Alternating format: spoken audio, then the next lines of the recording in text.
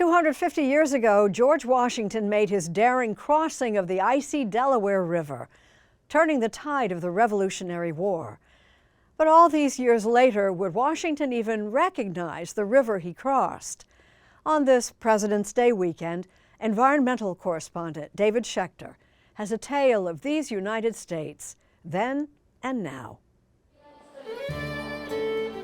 Spend some time staring at the famous painting of Washington crossing the Delaware, and you can't miss the ice.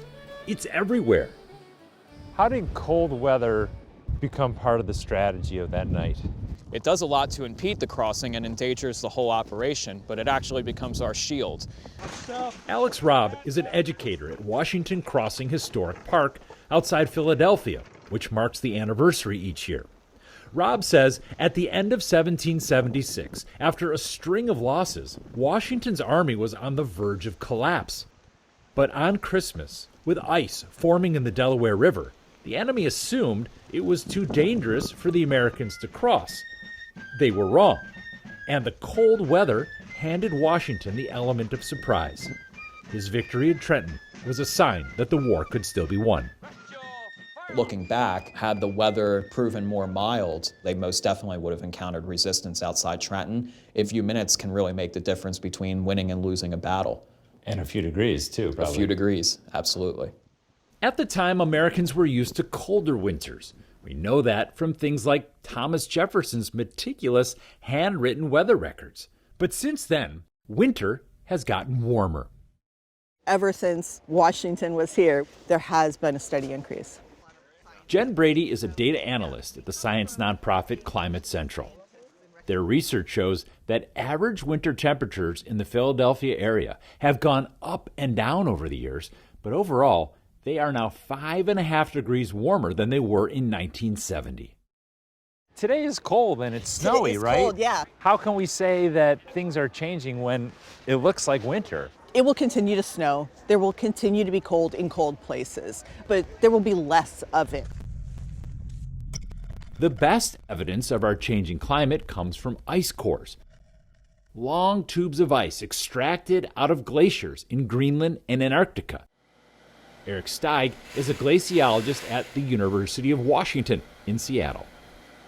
This piece contains 1776 and probably a little bit of 1775. Really? So this ice goes back to basically when Washington was around? Yeah. Amazing. Inside ice cores are perfectly preserved air bubbles. The deeper you drill, the older the bubbles. It's this sort of magical way at going back in time. It's a time machine. The white dots are air bubbles. Yeah, so like you're breathing a little bit of the air that George Washington breathed. Those bubbles contain carbon dioxide, a gas that helps regulate Earth's temperature.